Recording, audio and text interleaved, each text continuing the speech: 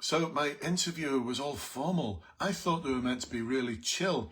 I thought they were meant to put me at ease and be really comfortable. This interviewer gave me 5 minutes per answer and didn't ask me any supplementary questions. And I asked him, could he explain the question to me that I didn't understand? And they said, no. What's going on here?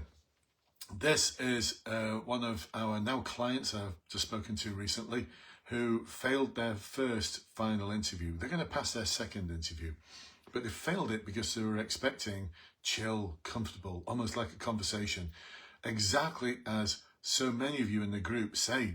Has anyone got any advice for my final interview? Yeah, they're lovely, they'll put you at ease, they'll make you feel really comfortable, blah, blah, blah, blah, blah. Yeah, they might, but they might not. So in this video, in this live, I'm going to talk to you about all the different types of interviews that you could get. This isn't just based on what our clients tell us, but based on what I used to witness. I used to be one of the interviewers, and I had interviewer colleagues who are so different to me. So I'm going to explain what's going on here and why some forces are really chill and other forces are really formal. And even within forces, why there's a big difference. So before I continue though, why should you listen to anything I've got to say? My name's Brendan from Blue Light.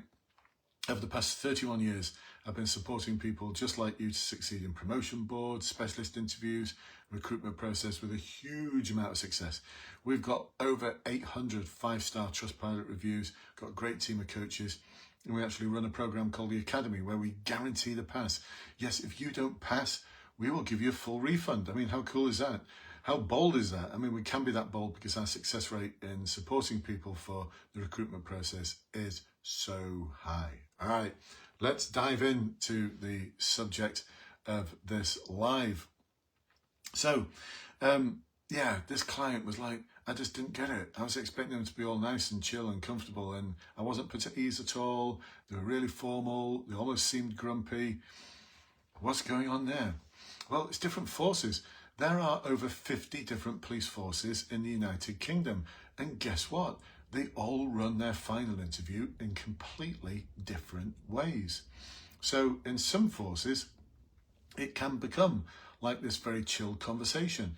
One of our clients recently talked about how they put the pen down, like they stop writing, because when you start talking, they will start writing because they're making notes as to what you said, how you said it, so they can make an objective decision about whether you pass or fail.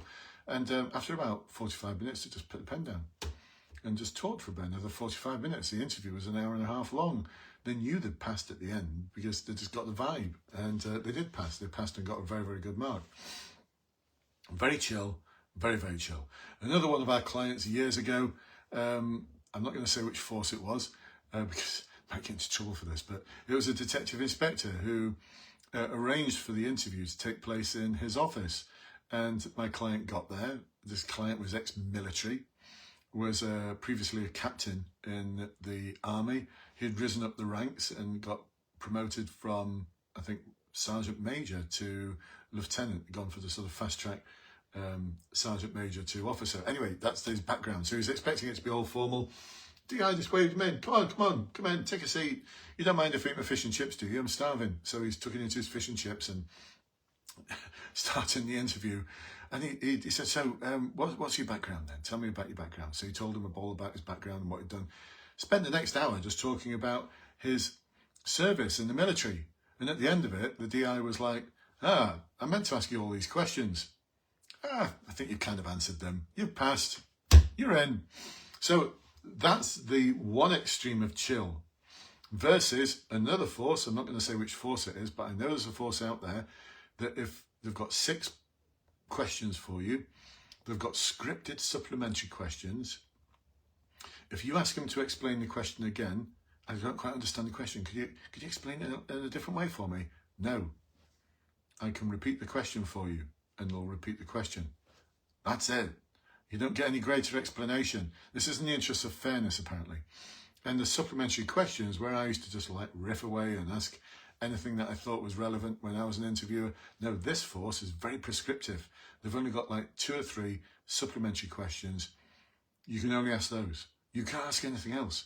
Even if you're really interested in this individual's background or something they've said, you can only ask the scripted questions. and you've only got 5 minutes, and you're on the timer. They put the timer in front of you so you can see the clock ticking away. Really formal. And the interviewers apparently are all a bit poker-faced because they don't want to give anything away. Whereas I was like, hey, come in, take a seat. You know, be really, really informal with people, try to make them comfortable, try to make them chill in today's language. But this force isn't. It's very formal, very scripted, very formal, completely opposite of what you might expect. So, why? Well, different forces have a different take. Different forces have different cultures. Different forces' HR teams set the tone.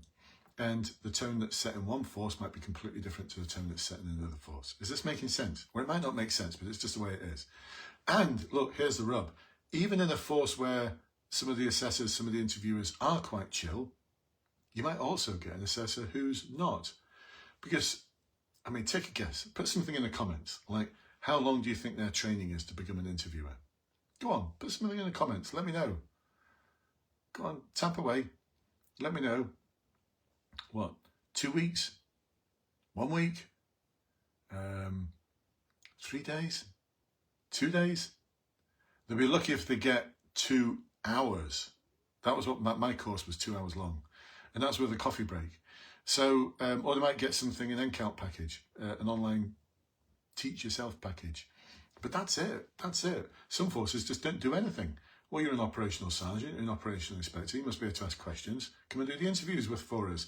And there's very little moderation. So you could get some assessors who are really formal and other assessors who are very chill. And no one's ever going to work out who's who.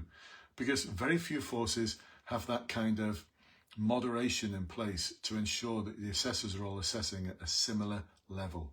So you might get some that are very chill, some that are very formal, some that seem a bit grumpy, some seem very friendly, some mark harder than others, some mark easier than others, some give candidates a lot of latitude, some give them none whatsoever, and all in the same force. Why? Because they get very little training and there's very little moderation. Moderation being the quality assurance behind the process. So how do we manage this? Well, we just need to be ready. We need to be ready for any form of interviewer so that you can meet them where they are, so that you can be prepared for grumpy and formal, but equally prepared for chill and relaxed. And this is what we do very well. We help prepare our clients for any eventuality because that's what you need to be ready for. We need to get you ready for every type of question that you could get asked in the style that they ask it in. We've got a good idea which forces are more formal and which ones aren't. We know that from our client feedback. But we'll prepare you for that force to make sure that you're ready for that force. And it's the Academy program that does that. There's, if you're watching this on live, I'll put a link to how to join our Academy in the comments below, or you can just send me a message. And if you're watching this on a YouTube video, then there's a little link at the top of the description to a form to complete. Complete that form, we'll have a conversation with you, see if it's a good fit for you. See if we can guarantee you that pass. We actually do guarantee it. If you don't pass the first time, we keep working with you. If you don't pass the second time, we just give you all your money back because that means we've failed you. But we're not going to fail you. We're going to help you through every stage of the process. But first, we need to have that call first. Get you ready for every question type as well.